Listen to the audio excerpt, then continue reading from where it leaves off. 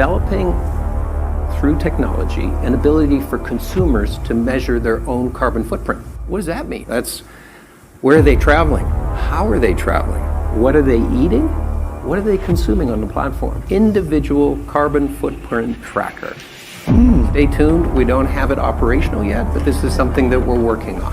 What I learned from a source who is a very unique source, having infiltrated the globalist cult at the UN level, is that he was in high-level meetings that required number of security clearances, where they actually discussed the plan to bring 100 million people into the United States in order to pave the way for a regional government of US, Canada, and Mexico. There's a whole brochure, it's like a playbook, teaching them from start to finish how to get through Mexico, all these points that you're mentioning, stopping points, bus stations, that there's going to be an NGO representative there to make sure they arrive at the right bus station and that they get on the right bus to the next stopping point. The funding is coming from United Nations. With regard to food shortages, yes, we did so talk about food shortages, and it's going to be real. So whatever I choose, whether in the election or whether in the supermarket, this is my free will, that's over. Surveillance, people could look back in 100 years and identify the coronavirus epidemic as the moment when a new regime of surveillance took over, especially surveillance under the skin, which I think is maybe the most important development of the 21st century, is this ability to hack human beings. You said rich nations should move to 100% synthetic beef. Yeah, unless we can make the cow zero emission, which I'm not sure we can. We do need to to get rid of those emissions, and it's not going to happen overnight. The scale up and the innovation still required there is quite large. But yes, because cows account for around 4% of all greenhouse gases, Gates has invested in 2 companies making plant-based meat substitutes, Impossible Foods and Beyond Meat.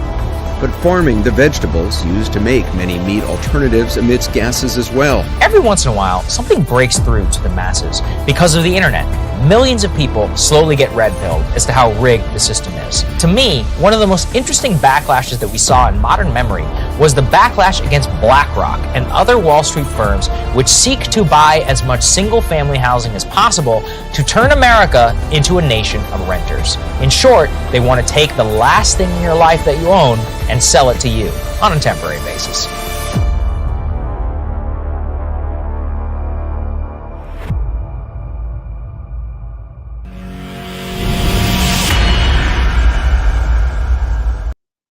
All right, hello everyone. I just noticed a typo at the end of that video. I'm going to have to get corrected. But that being said, I hope you enjoyed it. We use those videos to do our introductions rather than have you sit there and listen and watch a ticker the whole time. Normally we do a five-minute ticker, but I felt like it would take 3 minutes or so of that ticker and make it watchable. So I see we already got some people coming on. Sherry Bemi is calling out a friend, I assume. And then we've got Brian here. Good evening. God bless everyone. God bless you too, Brian. Good to have you on. Those both coming from Facebook. So Facebook getting an early jump on things today. We're the reason why I wanted to do this topic is because I'm curious. So I am hoping that people will engage and drop some comments in. I have the Rumble channel open here because they don't integrate with our software, but I have the channel open in case people comment on Rumble. But I want to just get people's take on this because I'm kind of frustrated, and I know a lot of other people are probably frustrated as well, with the fact that there is so little action being taken on our behalf. We're all mad. We all get angry. We all complain. We all say the right things, and I'm sure that we mean them. I don't think that, I don't think people are not being genuine. But I'm wondering, what does it take, right? And if not for you, maybe you're already done and you've already started taking action. But then think about people like what are they doing, right? Like everything that I just listed right there in that intro is really happening, right? It's really happening. And it's crazy that we know that it's happening and that, some people are upset, but a lot of people are still sleeping. And I just don't understand what is that sleep? What brings about that slumber to make it, to make it okay? And I thought about it, and I have a hypothesis on this, which I'm going to share in a little bit. But really, like, what is it that, maybe you've already gotten pissed off and you've already hit your breaking point. What was it? What was the item of all of them, right, that hit the breaking point? We've got, they've created an energy crisis. They've created a food crisis. They're creating, what other, how many crises we have here? We've got food, we've got energy, we've got the economic crisis, right? They've created the inflation for the economic crisis. And really, that's the trifecta, right? That's the trifecta that WEF has been going for. And they've got all three. They're poised for all three, right? We certainly are dealing with inflation. They've printed the hell out of our money. We're certainly dealing with the food issues. Not as badly in the United States as some other countries, but it's absolutely real. And how are you, Sherry, in Australia? How are we doing out there? And then Brian says, people are waking up globally. Yeah, you know what? I think they are, right? I think they are, because it used to be when we put this information out, we were, we got some international folks on board, but like the international response we've gotten to our content recently has been equal to that of the response in the US. And it's resulted in a slew of shares, follows, very heavily on Facebook. YouTube's still been climbing along, just at a slower pace. YouTube requires a little more work. Facebook, I can just drop something there and y'all just take it and it goes wildfire. And for that, I appreciate you. Thank you. And as we look at all of this craziness that's going on, what is it for you, that pushed you over the edge? What is it for you that just made you stop saying it's a conspiracy and start saying we need to take action? And if you did get to that point, are you not sure what action to take? Now, anyone who watches this channel knows what action I'm telling you to take here in the States. If you're not in the States, I'm curious to know. I'd like to hear from some of our international people as to what you think, can be done. For example, Brian, in Australia, right? So, like, is there a movement going on in Australia similar to Article 5 here in the U.S.? Is there something, within the means, without having to just, and I know in Australia y'all gave up your guns. That was a big mistake. I think we could all agree on right now. But aside from even getting to that point, though, even if you had them, is there a legal means for you to step in? Are they messing with your elections? What's going on out there? The UK is another big one that we hear from often, that I definitely appreciate. And I talk to all these people and they tell me things like, especially I'm fascinated by the international response, to be honest with you, because we're a channel that's based on educating people on Article 5 and calling for a convention of states. We do a lot of great reset talk, though, and that's because, taking back our federal government, this is what we're trying to avoid, right? So it's important for people to understand, what the problem is. Now, I'm all about the solution, but you can't, just sit here and just start talking about the solution without people understanding that there is an existential threat, not just to the United States, but to the world, is important, right? And the fact that they're moving forward and progressing with all of these things, and here in the States, everybody is, we're going to get Trump. We're going to elect Trump. Trump's going to be in office. All right, I could see that helping our border, right? That would probably have a direct impact on our border and our relationship with China. Those two things I can see the president having a serious effect with. But other than that, the government's still going to be running out of control. And because the president, at least in the US, does not have that kind of power internally to do things like that. So in the end, I don't see the kind of change that this nation needs. What the foundations of what these WEF folks are talking about. All right, like for example, modern monetary theory. Right? They need that. It's a requirement. It gives them the ability to print money like crazy. If everybody in the world thinks that I still hear people arguing about, what are you doing with my tax dollars and why are you wasting my tax dollars on this? They don't care about your tax dollars. It's important for you. Go back and watch my monetary theory episode. They don't care about your tax dollars. All right. Stephanie Kelton breaks that all down, and we used her because she was their traveling doo-doo that went around telling everybody, explaining to all these college students. And now we have all these economists out there who believe that this is real, that any government with a fiat currency can just print money, and that taxes aren't, because the first question that came for me was, well, then what the hell are we paying taxes for? And of course, the response was, as I had to go look for it, but she does address it. The response, and this goes for everybody in the world, it's just to curb inflation. It's just to control spending. If they and one other thing they said, to legitimize the currency. The fact that you're paying taxes makes the currency legitimate. But they don't care. If you wonder why in the US we have a $31 trillion debt and no one seems to care, it's because they believe in monetary theory. This goes all the way back to getting off the gold standard. Dick Cheney under Reagan was quoted as simplifying it, but saying deficit spending doesn't matter that much. This is what they mean. All right. And then they screw it up, right? Because they're not qualified to manage something this serious. And then we all pay, right? And then when inflation gets too bad, what do? They have to penalize us, right? They have to penalize us with high interest rates. And we didn't cause the inflation, but we have to take the penalty, right? And now these are the very same people that want to save us from this stuff. So it drives me insane. So here, Olga says, "I don't want a breaking point. I want a changing point." Yeah. Well, the breaking point, Olga, is just internal, right? The changing point is the external. That's the result of the action, right? And so, for those in the States, I have long advocated, and well, now for a year and a half or so now, I don't say long, like it's my whole life. But the folks at Convention of States have been long advocating. We have a system here in the U.S. where we can, and I don't know, Olga, if you're in the U.S. or not, it doesn't tell me where, it just tells me what platform. I know you're on YouTube.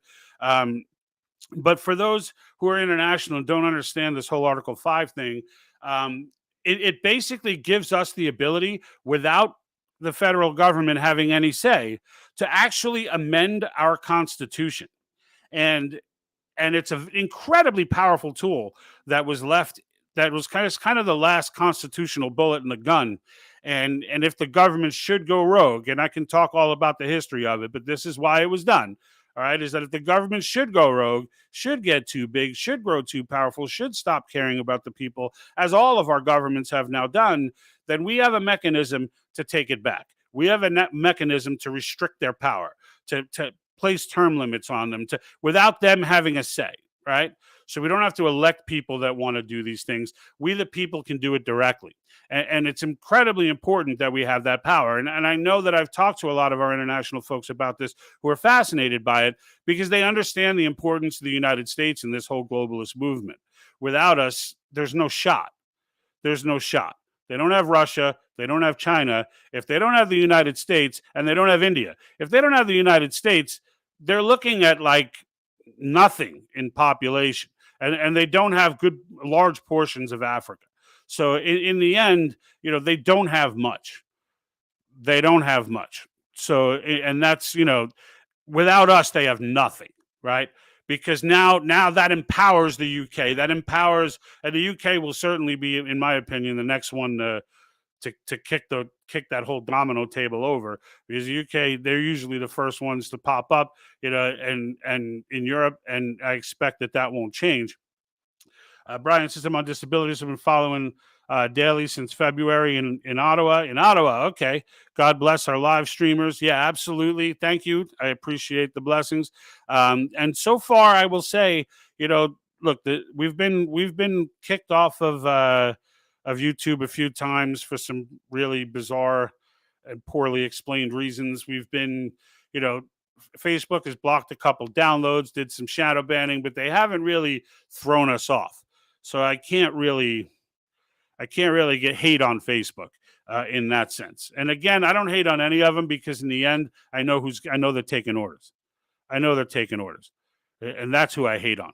Who I'm hating on right now are the powers that be, right? In my government and globally, powers that be are a mess. And it's not just the president. It's not like just some Biden rant. This is a bunch of them, if not all of them.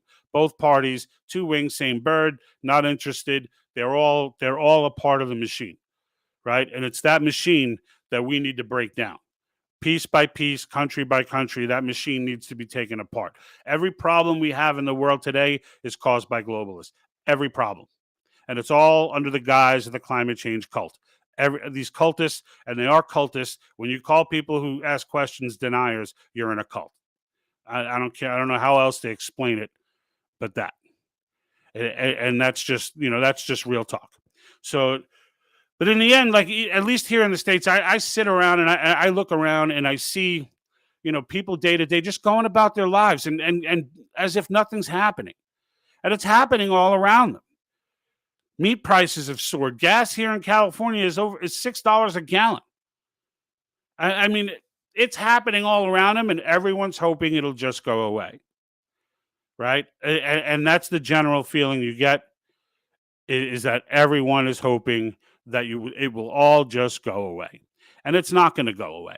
And that's the reality. And that's what brought me to do this live episode on this, is that it's not going away. So what are we waiting for? Like, if you live in the US and you have eyeballs to see this video and you're not educating yourself on Article 5 and signing that petition and ask your questions if you got them. If you're selling out to, if John Birch Society poison your head, then you know what? Let me know what the question is and I'll be happy to answer. But the fact of the matter is, we need to get this going. We got 19 states on board right now. We need 34 altogether. That's 2/3.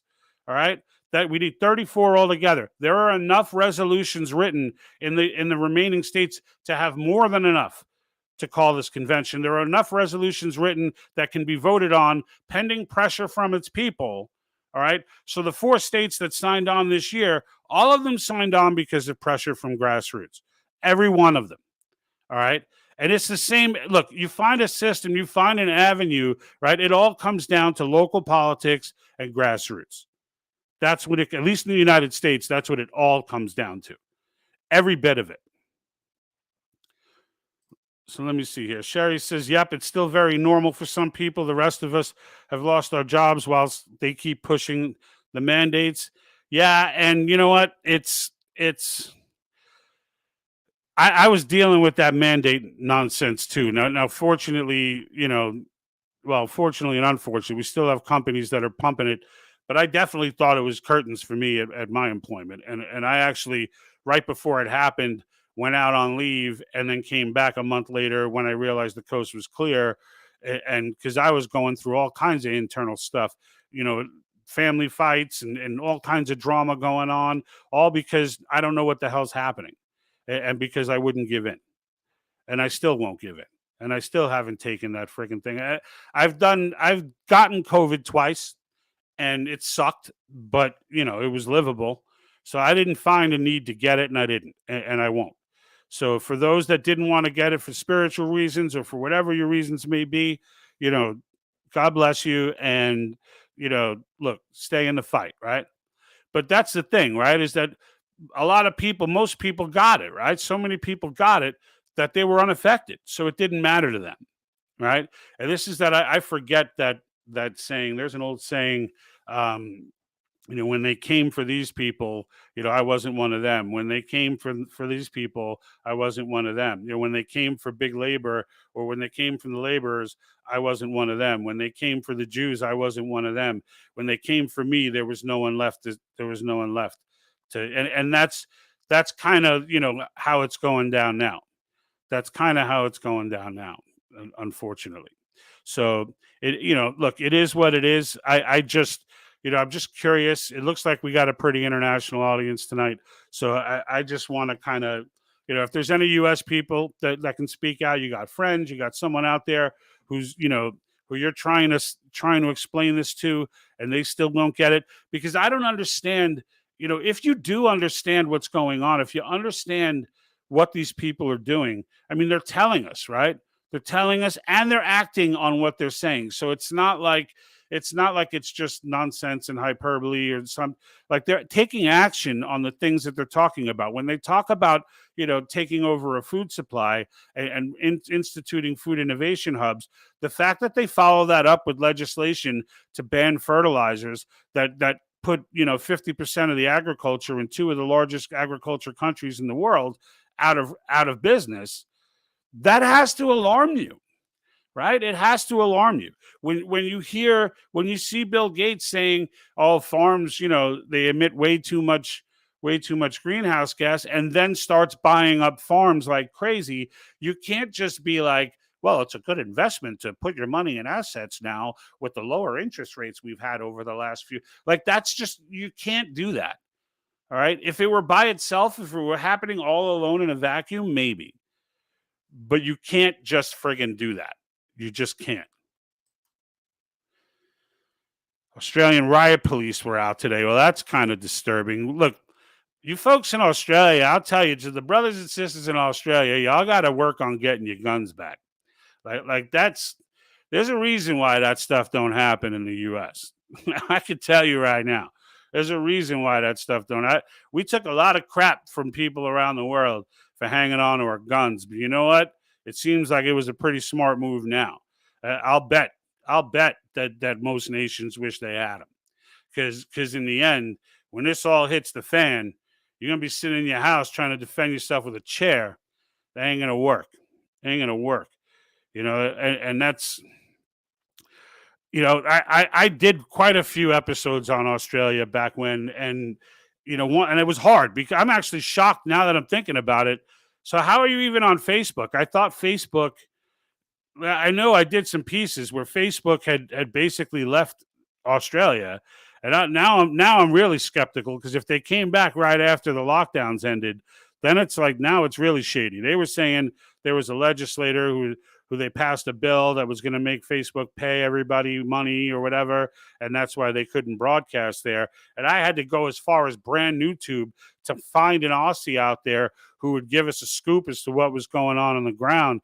And there was she looked Muslim by faith because she had the headgear. I don't know what it's called, but she was clearly an Aussie. I mean, she had the full accent and everything, and she had a terrible experience, and I did a whole episode on it. They beat up the kid with the cell phone. I mean, that police force was going absolutely nuts. I mean, they were going nuts. $7,000 fines for leaving your house without an excuse. Like, this is how easy they can take it from us, right? This is how easy they can take freedom. Now, the freedoms here in the U.S. again are a little more protected. They're at least better spelled out for the most part. So, for example, in the UK, y'all got cameras all over London and stuff like that. It wouldn't fly here. Like, they just can't do that constitutionally here. They'd love to, though. There are still cameras out there they've been able to institute for different reasons, but they can't just put out a flat surveillance system like that, where there's like someone monitoring the surveillance system all the time. But those protections are ones we enjoy here. But that being said, we're all a threat, right? They're threatening all of us. And that's really what it comes down to, is that they're threatening all of us. So the government corporation seems to be easing mandates in some areas, but now some employers are mandating it. Yeah, that's our story here in the States, is that the employers are mandating it. And everything the Dems accuse Trump of they're doing. Yeah, that's 100% truth. And they've been gaslighting us for a long time on this, on a lot of things. They've been gaslighting us on. And again, if we're not talking to each other and we're not paying attention, they'll just continue. They're successfully gaslighting a lot of people. And I can tell you right now, even with the threats of nuclear this and nuclear that, and I'll give you my hypothesis as to what, and this is just based on the stuff I've researched in the last year and a half, and the episodes that we've done, and just how it all led up to today. And really, if you're not familiar with him, Dr. Mattias Desmet is a psychiatrist out of Ghent University. I want to say it's in Belgium. I'm not 100% sure. But anyway, it is Ghent University, Ghent. If someone can correct me on that, have at it. But he's an expert in mass formation psychosis. Now, you may have heard of this when Dr. Robert Malone had talked about it on a Joe Rogan show, and then that went viral. Well, Dr. Mattias Desmet is the person who Dr. Malone was looking to for information and learning from. So I went straight to Dr. Mattias Desmet when I did my episode. And he breaks down, and we did a piece on this, he breaks down what it is, how it's caused, how mass formation psychosis is caused, and what mass formation psychosis is essentially what it says: a mass formation of people who are following blindly. The more, and once it's complete, the more irrational the request to follow, the better. There's no limit almost to how ridiculous a claim can be once someone is in the mass formation. And he talks about what it is to create one. And so you say to yourself, why would so many people follow these psychos, right? And this, I think, is why. And it looks to me like they're actually intentionally setting the stage for this. So the first thing that Dr. Mateus says, is that there needs to be free-floating anxiety in society, in the world, right? So if we're going to talk globally, it would be in the world. So free-floating anxiety would be anxiety that's just out there, that's just, you're feeling, there's so many things are wrong, you can't really attach it to any one thing. You're just overall anxious, right? And I think we can all agree that there's a good feeling of that in the world today. Now, when we did our episode, he was explaining this as to why people were conforming to all the ridiculous requests that were being made during COVID. But now I'm seeing the same thing for this. And so here you have all these people, all this free floating anxiety, everybody attached to their phones. Those that are truly attached to their phones, like neurotically, are considered in most studies to have feelings of loneliness, despair, and that's another precursor of. And I think the whole world is preset for that right now. Anyway, I don't think they have to even do anything to get that feeling out there. Right. So you've got those two precursors. Now, what happens when the world is that way, or when a society is that way, or when a country or a town or a group is that way? Well, if someone comes along, all right, and his example was the mass media, all right, but if someone comes along and provides a boogeyman, so to speak, for you to attach that anxiety to, right? And let's just say, in this case, my hypothesis says that boogeyman is Russia, right? And so they create this boogeyman, give you something to attach your anxiety to, and at the same time provide a solution to that problem, that people will automatically gravitate toward that person or group of people who are proposing that solution. And at that point, they're in the mass psychosis. They're in the mass formation. And once they're in, they will do almost anything in an effort to get that solution. All right. And so as we sit here and we watch this going on, and I look at this and I see what's happening, I think it's definitely a situation of mass formation psychosis. That's my take. You can tell me what yours is, but here's one. I think it all started with one problem. We never put a limit on what a person is allowed to own and earn. This created extreme rich and extreme power, and because of concurrence, made them psychopaths. Now, you know what? I'm going to have to break from you there, Olga. I am not a fan of limiting what people can earn. I'm just not. To me, look, and this is definitely the American in me, because once you go down that road of putting caps on what people can and can't do, innovation begins to die. There aren't many of these billionaires out there. Okay. There aren't many of them. But that being said, when you look at someone like Jeff Bezos, or you look at someone like Elon Musk, or you look at these people who have gained billionaire status in the high billions, right? They really have changed the world, right? Amazon changed the world, all right? Whether people want to admit it or not admit it, or however they want to deal with it, you know what? I love Amazon as far as the convenience. I mean, it's a great technology. That doesn't mean I love Bezos, but in the end, you got to admit it's pretty freaking cool that you can just go on your phone and be like, boop, boop, and like whatever the hell you need shows up the next day. I mean, it revolutionized the way we shop. And you say, oh, well, that hurt brick and mortar stores and this and that. Every new technology hurts an old technology or hurts an old system. And that's not an excuse to not move forward with technology. There are plenty of brick and mortars out there too, but that's one example. Elon Musk, right? This guy's revolutionizing how we deal with space. I mean, he's revolutionizing it. We've got rockets now, that things that NASA could never do, that government could never do. We got reusable rocket boosters. We've got Elon Musk's involvement with SpaceX is going to multiply. We're going to go to Mars one day because of Elon Musk, not because of NASA. All right, that's the reality, because he's going to find a cheap way to do it, and this is the way, an inexpensive way to do it, right? But it is what it is. So, and then Sherry says, "Yep, Belgium. That was Ghent University for Dr. Mateus." Robert says, "Hello, George, fellow patriots. Keep up the good work." Yeah, absolutely. There's no stopping here, so we're all about it. Robert, thank you for the comment. That's coming off of Facebook. Brian says, "Do some meditation and focus on your on your chakras." All right. I don't know if I'm capable of meditation, but I would probably try and take a look at that. Mild Bullock over at Facebook.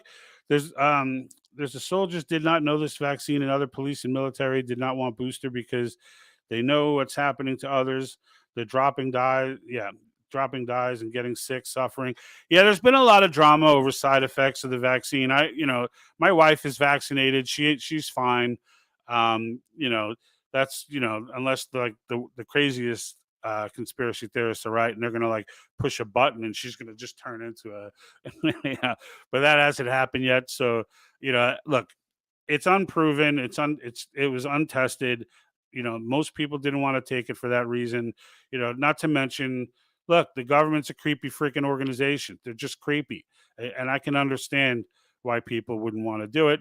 But for those that did do it, look, these are decisions we make in life, right? You got to measure whether it's, let everybody write a letter in your state to the police in that state, propose that they will work for you and not for the state, and then everybody will pitch in to make sure they will get their wag. All right, I don't know. There's a little slang in there from overseas that I'm not that I'm not hip to, but that being said, look. There are actions we can take, right? There are actions we can take. And really the theme here is, what does it take? If you're the person who's saying to yourself, you don't have to start a channel, and you don't have to, go all overboard. But dude, if you're in the US, at least sign the petition, at least educate yourself on what the process is, help to educate other people. These are things you can do in regular conversation. Right? There's actions you can take that don't require, taking a bus somewhere, or driving out of state, or doing some, constantly going to meetings and whatever. There are actions you can take that don't involve all of that we're not taking right now. I can tell you every state in the US where the fire's been lit and the grassroots have gone after it. And really what they've done, it's not even that they just show up and speak, and they educate their legislators. And it's important to understand the importance of that, right? And this could go for any country as well. I don't know how your local legislators are, but in the US, these are the most powerful people in our government. It doesn't seem that way because you keep hearing about the president and Congress and the Supreme Court. But when it comes down to it, the greatest power in this nation has been left to the state legislatures, not even to the governor, to the state legislatures. And the reason that it was set up that way, for those that don't know, is that it was set up that way because they're the closest to the people. There was a great clip that I had from, I'm going to see if I can find it while I'm talking, but there was a great clip with, and I actually found it. It's Mark Meckler talking. I've showed this clip a few times. Mark Meckler's talking with one of the state legislatures, trying to pitch convention of states and trying to get them on board. And he made the crucial mistake of saying they do politics for a living. Just check this out. You do politics for a living, and politics are. I'm a farmer. I'm a farmer. How about not for a living? I'm a statesman. Senator Craig and I are statesmen. I appreciate that. You are, actually, and I see that a lot in state legislators. So if you didn't hear clearly what he said, Meckler said, you do politics for a living, and immediately they came back and said, I'm a farmer. And he was like, we're statesmen, but I'm a farmer. And that, I kept that clip because, it's one of those things where we talk about all the time how local politics is the way to go, and how in the end, local politics is what's going to make or break everyone. And because that's what bubbles up, right? If we're going to go ground up, that's how you do it. And in the United States case, this is the only way to do it, because it's those state legislatures. Now, that being said, this guy's a farmer, right? So he ran probably out of a sense of duty, went ahead and won, and now he's representing, his district. But that doesn't make him instantly a constitutional scholar who, now, should there be classes and such for someone? Yeah, I think there should be, but there aren't.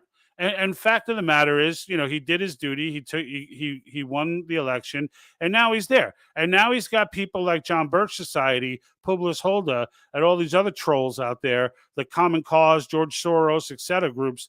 They're all out there pumping in his ear that if he votes for an Article 5 convention, it's all going to go crazy, and we're going to lose the Constitution, and we're going to lose all our freedoms, and so he gets scared, and so he backs away.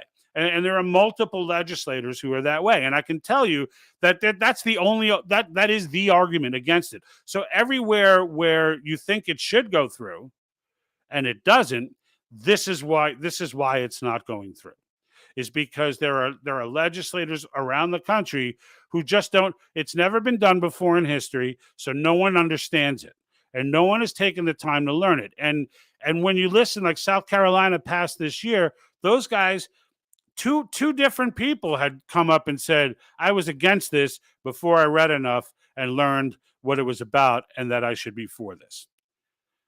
So it's something, it's something that we just need to do. The question is, why are we not doing it? It's very frustrating to me. It's frustrating to me that I'm not seeing more out of people. It's frustrating me how many people, it seems, are, and I talked about this, even get kind of in line with that mass formation psychosis. It's kind of in line with that, where if you remember Solomon Asch did a study. I've talked about this previously as well. I believe it was back in the 70s. And the study was simple. It was on conformity. And he had a line. He showed everyone the line. And then he showed 8 people, line A, B, and C. One of them was obviously the same size. The other 2 were obviously not. And there were 8 people there, or 7 or 8 people, and all of them except for one were hired. They were all in on the experiment.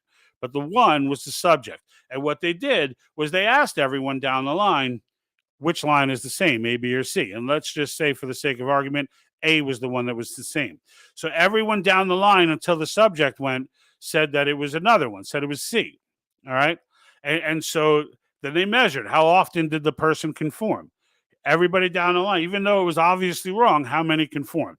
And the numbers, this has been replicated multiple times in different ways. One was done with smoke and fire, and how long would it take someone to leave the room if everyone else isn't leaving, even though you smell smoke. There was another one with people standing up every time a bell rang. And so all of them, had slightly different results, but they were all similar in the sense that it was about 30% of the people who, after the experiment, about 30% of them were all in. They were like, nope, it's C. I know it's C. I'm looking at it right now, and it's C. And of course it was A, right? But he said, nope, it's C. And they just stuck to their guns, and they were all in. And then there was this other 40% who knew that it was the wrong answer, but they went with it anyway. And they went with it anyway, mostly because, and they admitted this when asked, they went with it anyway because they felt that it was either they didn't want to break from the group because of the obvious, everybody else said it, or the other answer was they really believe they might be wrong because everyone else answered it. But the majority of that 40% did it just because they didn't want to make waves. They didn't want to rock the boat. Everybody else said it was this. I'm just going to say it's this. And then the last 30%, okay, was the last 30% were the ones that were kind of like me and you guys, right? And the people who follow this channel. Like those people were like, no, it's A, you're all idiots, it's A. Now, here's the key in this study, right? It's that 40% and that are hurting us. It's that, not the 30 that are all in. It's not them. It's the 40%. It's the person who knows how ridiculous it is to stand up and take your mask, put your mask on, but when you sit down, you can take it off, and you still do it anyway without saying anything, right? I'm not saying you have to start a fight in every restaurant, but you should say something. You should make an acknowledgement, right, that this is ridiculous, that this makes no sense. And for those people who just comply, right, those people who just comply because they don't want to make waves, they're the ones that are hurting us. Why? Because that 40%, all right, is making the crazy 30% think that there's 70% that agree with them, right? Leaving the truthful 30% on an island. And we need to grow that number. We need to grow that number. I mean, that's just the bottom line. So here's August saying you're wrong. A few billionaires want to own everything. No, yeah, they do, but that doesn't make being a billionaire wrong. So no limit to the rich will mean no limit to how poor. No, that's not true, Olga. That's fundamentally false. So I have to call this one out. So you're seeing the world in the wrong way. You're seeing it through socialist eyes. Okay. So the socialist, and you may not consider yourself a socialist, but you should understand that thought process is socialist. And here's why. Everyone sees let's say the world is a pie, right? This is how socialists see the world, that there's this pie and there's resources. The pie represents resources. Now, if someone takes a bigger piece of that pie, well, then someone else gets less of the pie. And that's not how free economies work. Okay, that's just not how it works. The reality of the matter is it's about how many you can bake your own pies. You don't need to, no matter how big a piece of the pie, they could take the whole pie. You could just bake another one. Everyone's making their own pies in a free economy. This is how it works. It doesn't require someone else to get poorer for me to get richer. Now, obviously, I'm not anywhere near these people's standards, but like the point is, no matter what level you're in life, when you hear people talk, I can't speak for every country's economy, but I can speak for the United States economy. And the reality of the matter is the bottom 10% this month are not the bottom 10% next month. And I can tell you in the bottom 10% next year is going to be vastly different than the bottom 10% this year because there's movement. This is why the Marxists chose race instead of the labor thing that they do with everybody else and the class system. Because the class system here is too fluid. They tried to do that here. And you know what happened is that they sold this laborer on Marxism, and then you know what? He got a job. He got a job, or he got a raise, or he got a new job, or he moved up. He moved out of that place where he was, and now when they come back to get his support, he's like, "Nah, I'm good. I got more moving up to do." So the class system wasn't going to work for them for this very reason. So they chose race because that's not going to change, and so they chose race for that reason. But I think that's a perfect example of what I'm trying to get across. You don't worry about what someone else is making. Worry about them if they're evil. You should worry about poor evil people too. But these particular group of doo-doo-doos are on another level. But it's not the fact that they're billionaires. They could be millionaires. What if where are you going to cut it off? At $1 billion? You think if you cut it off at $1 billion, you think everyone making $1 billion wouldn't, or everyone making 100 million, or where do you want to cut it off? At what point are you no longer worth your labor? That's what I want to know. At what point are you going to arbitrarily decide? And who gets to decide that is even creepier. But that being said, at what point are you no longer, is your labor no longer worth money? Are your ideas no longer valuable in the economic system? Because no one's working for free. It ain't happening. We've already been down this road with every example, and it never, ever happens. So do you really want to shut off some of the greatest minds that have created some of the greatest and just turn them off? Just because these billionaires are psychos doesn't mean everybody with millions is a psycho. There are plenty of good people in this world doing amazing charitable work. You want to turn them off because now they have no resources? No, not cool. Not cool.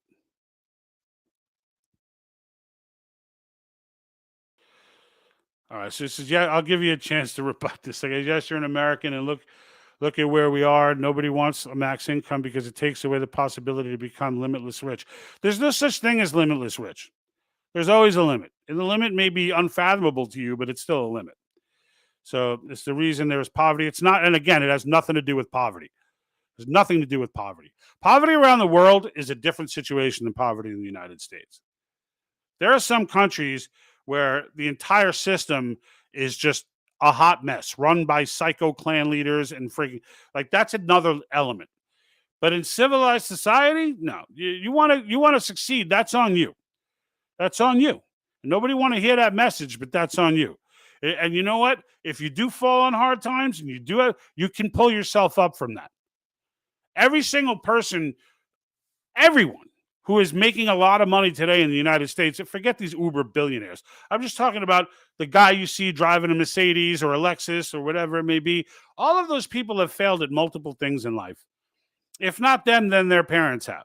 Somebody down the line to earn that wealth had failed multiple times trying to, and had to pull themselves up. And frankly, here in America, almost all of those people were immigrants. Almost all of them at some point or another. And if they left it to their kids and now you're hating on their kid, come on, like you wouldn't leave it for your kid? I mean, stop hate. There's no need for the hate. Finance is what it is. You earn what you earn, and that's what it is. So I want to get on to a different topic here. So I mean, that being said, now that I've just gotten done going on that rant, and Olga, don't take it personal. I do that from time to time. I have some strong opinions, and I do tend to stick to my guns with them. But when it comes to economics, that's just one thing that hit a button, because that's just one thing that I can't tolerate. Like, people need to be left the hell alone to do what the hell they want to do and innovate what they're going to innovate and sacrifice what they're going to sacrifice. You know, Henry Ford was an incredibly rich man, a man who was broke twice, completely broke twice, then took everything he had and put it all into an idea that turned out to revolutionize the entire transportation system of the world. You know, so at what point was he so low? How much lower can you get than nothing? Because that's what he would have had had he failed. That's what he almost had before he even tried. So look, there's not everybody needs money to be happy. Okay. Some people, you know, they make 50, 60,000 a year, but they like their life. They're happy people. So they don't need $1 billion. They're making what they need. I watch these shows with these people living in these freaking, in these super rural areas with no, and they're happy. They live in this, like, something that I would never live in, but they're happy in it. So who am I to sit here and be like, this person's impoverished? Now, if someone is living how they don't want to live, and they're, you know, they shouldn't be demanding anything from anyone. If that's your first move, is to demand something from someone else, then that's part of the reason why you are where you are. Because I can tell you, I'm a huge law of attraction person, and it's as real as I am sitting here talking to you. And I can tell you, whether you believe you can or you believe you can't, you're right. That's the best advice that I could give anyone. Is that whether you believe you can or you believe you can't, you're right. Because that's exactly where it starts, and that's exactly where it ends. You will attract nothing to you if that's your first move. But that being said, my point about this run here, this video, this Wednesday night, was to find out what it is that's what everyone's breaking point was, right? What is it that pushed you to the limit? Maybe it was the 2020 election. Maybe it was maybe it was these food things going on, like the Netherlands and what they're doing in Canada, or maybe maybe it's I mean, the list is kind of endless right now, right? Maybe it was something during the vaccine mandates, mask mandates. Maybe you lost your job. What was it for you that caused you to and even after this video ends, because I'm coming close to the hour now, so as we approach the hour, even if you're watching this on replay, leave it in the comments anyway. Where are you from, and what is it that was the breaking point for you? Because if you tell me where you're from is the United States, and you're not on with the Article 5 Convention of States movement, then you're almost certainly going to get a response from me. That I could tell you. All right, you'll probably get a response from me anyway, but the live videos don't tend to go as crazy as the recorded ones. So I don't know that this will get 1,000 shares or 2,000 shares or something like that. But wherever you are, wherever you're seeing this, I'm curious to know what your breaking point is. What do these people have to do to convince you that it's time to take action? And what action can you take? What action can you take? Right? Because I know what the action is here in the States. So if you think that electing Trump is the action you're going to take, I'm going to ask you to rethink that. Not that we don't need to elect a better president, but that's not the solution. That's a fix. It's important, but it's not the overall solution. I'm looking for overall, all-encompassing solutions. And the reason why the convention is such a solution, it's not because of the imposing of term limits, fiscal restraints, and addressing government overreach. Those are huge, but that's not why. The reason is because this sets the precedent that forevermore, the government has to look over its shoulder as to what the people are doing. Because forevermore, all right, it will have been done. We will no longer have the John Birch Society, George Soros, and the rest of these psychos out there talking smack, or the Robert Browns and whoever else, Publius Hulda, all out there talking smack and doing it in a way that confuses people, and because this has never been done.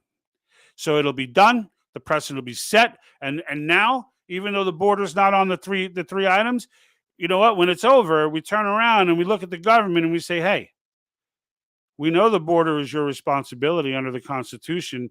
Is that something we need to change? Are you incapable of handling this border?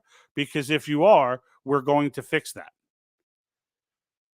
And this is the way the system was designed to work. Like, the government doesn't have the option to just say no, but they do, right? They do. They just decided to not enforce border laws. They just decided to do that. And their attitude in doing it is, do something about it. What are you going to do? What are you going to elect somebody else? Ooh. That's their attitude. And until they're knocked back in place, that's going to continue to be their attitude. And it won't matter how much we yell, how much we scream, how angry we get, and what goes on. It's not going to matter. It's not going to matter until we, the people, step to the plate and take action. Because once a convention is done, it doesn't matter even what gets ratified. It doesn't even matter. In the end, the mere threat of knowing that this could happen and that it's likely to happen, if they don't take action on any issue that we're looking for, they move. They move. Even now, in the attempts to call conventions in the past, when it's gotten to 30 or so, the government, even the Bill of Rights was done this way. The Bill of Rights was added because of the threat of another convention. The federal government, to avoid that, went ahead and passed the Bill of Rights. I mean, this is how the Republic was created. This is how the Republic will live. Okay? This is how the Republic lives. And it's the greatest republic in my mind in the history of this world. The longest standing, the Constitution is the longest standing document out that's active today. And there's a reason for that. And the reason is that it can be amended and it can be changed.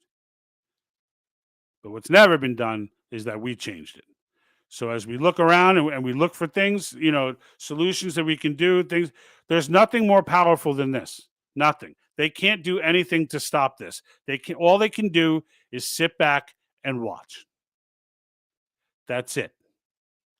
While the adult enters the room, and I use the analogy of the adult and the child all the time because they are our child. The federal government was created by the states. It is the child of the states. That child's been allowed to run around and go crazy and rip things down, set fires, do all kinds of stuff. Well, it's time to take the child in for a spanking and put him in his room for a while. And that's exactly what this does. All right, I'm going to hit a few more comments, and then we're going to go ahead and close it out. This is from Facebook. People have to connect with Mother Earth more. Good source creator. Yeah, nothing wrong with connecting with Mother Earth. I'm all for that. All right, we got Olga, who's still mad at me about the billionaire comment. Let me see. We got Claudia Freeman. How are you, Claudia? The government's theft of earned benefits through unfair legislation. WEP takes $700 of my earned benefits and Social Security. Yeah, every month. It must be repealed, but Pelosi is holding it up. Yeah, so Claudia, I don't know if you heard me earlier. You might want to look up Stephanie Kelton and modern monetary theory and why we pay taxes. There are YouTube videos she has on it. But she's someone that these WEF folks and all these globalists, they send her around the country doing shows, doing events, all preaching this madness.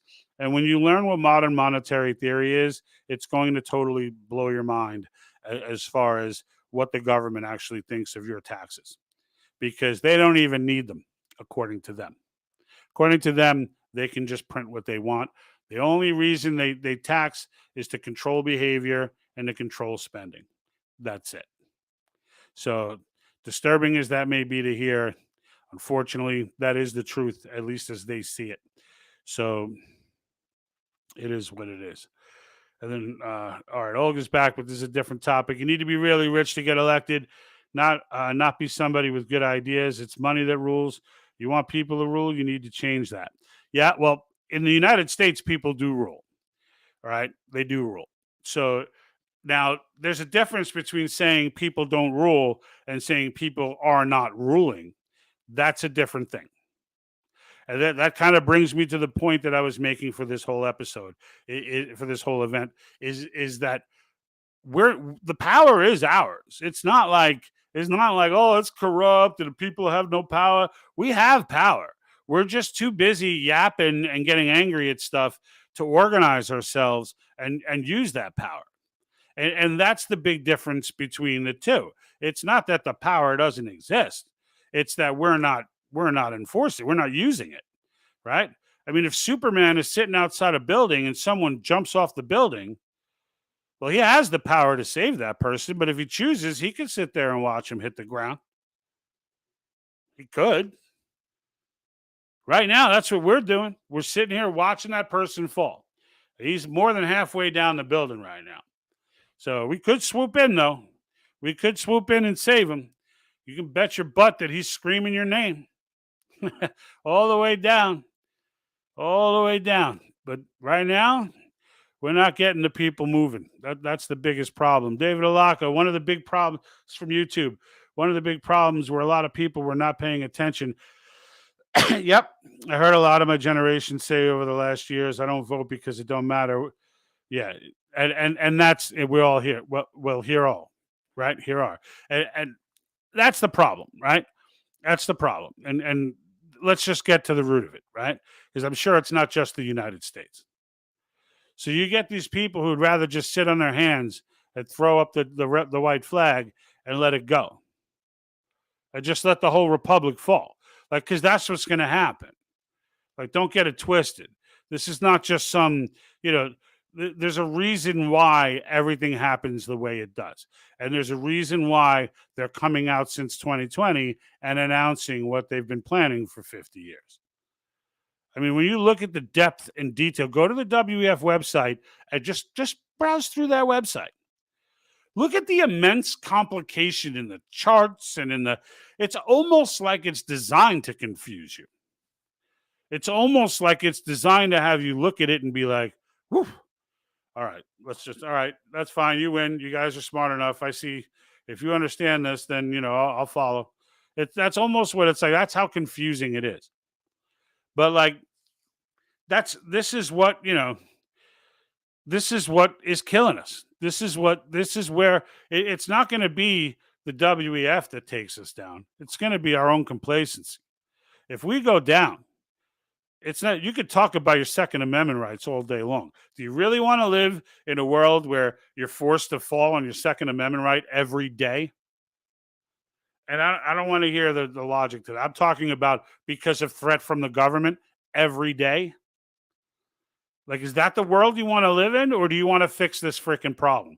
Because there's a path to fix this freaking problem. And I can tell you right now, even if the dootadoos out there who think that everything's going to go haywire are right, they're going haywire anyway at this point. Like, as Trump would say, what do you got to lose at this point? Like, it's going down, whether you watch it go down slowly or you just, sit back and try and help it along. But in the end, if you don't take action, if we don't take action, it's going down anyway. Said Rebel News, that piece on Australia. I didn't see that. Brian. So you'd have to clear that up for me. I'm not 100% sure which piece on Australia there is. And I'm not overly familiar with Rebel News. I've heard of it, but I'm not like subscribed or anything like that. So I don't have the breakdown. But that being said, I am getting close to the hour here, though. I will give Brian a second to see if he wants to come back and clarify that. But I want to just say thank you. The last couple of weeks, we've skyrocketed in subscribers. We're all in followers on Facebook. We're almost at the 10,000 goal. We're at like 8,500 right now, but we've been moving at a pretty rapid pace. Facebook has changed their page design, which doesn't allow me to invite people who react to posts anymore. I have to do it one at a time, which is crazy because there's like 800 of them, and I'm like sitting there tapping the screen 800 times. They used to have a way to just click one button and it invited anyone who reacted. So it may be a little slower now because of that, unless they figure it out. But we're almost there. We're almost at that 10,000 goal. That would be the second major goal that we've set. The first was 1,000 on YouTube. The next one was 10,000 on Facebook. The following on Facebook is far larger. So here's what I want you to do, guys. To everybody on Facebook who's watching right now, everybody who's in this room here in Facebook, I want you to get up and just walk over here into that room, into that YouTube room, and just click on that subscribe and bell button, and you can give us a little boost there. But I'm just kidding. I would love you to do that, but I'm just kidding.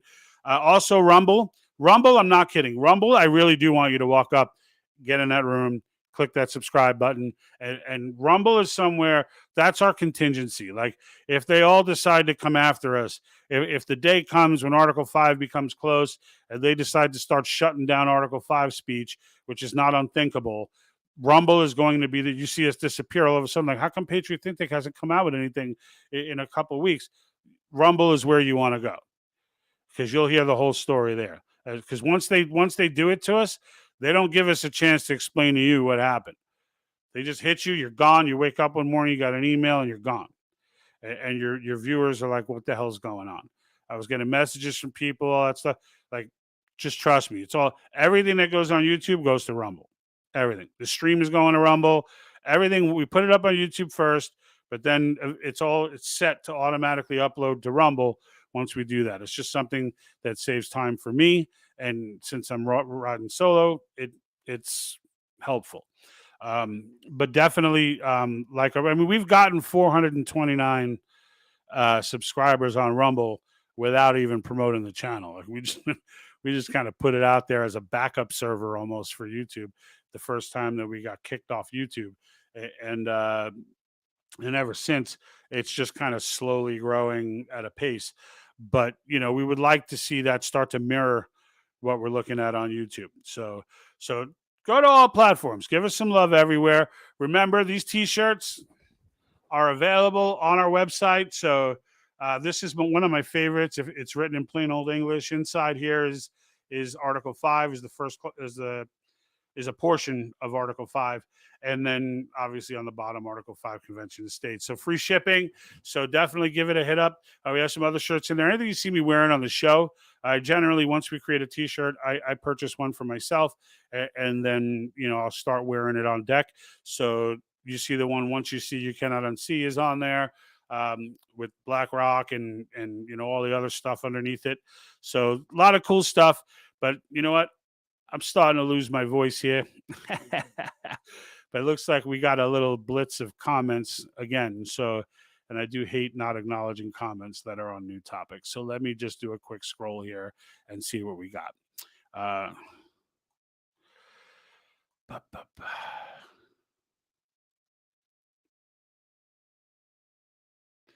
So Brian says 4 viewers on mine. Yeah, it fluctuates. It's a constant moving target. We're on Rumble, Twitch, Facebook, and YouTube. So yeah, even if you're catching this afterwards, just hit us up on YouTube. It's youtube.com/The Patriot Think Tank. Rumble is just Patriot Think Tank. It's rumble.com/C/Patriot Think Tank.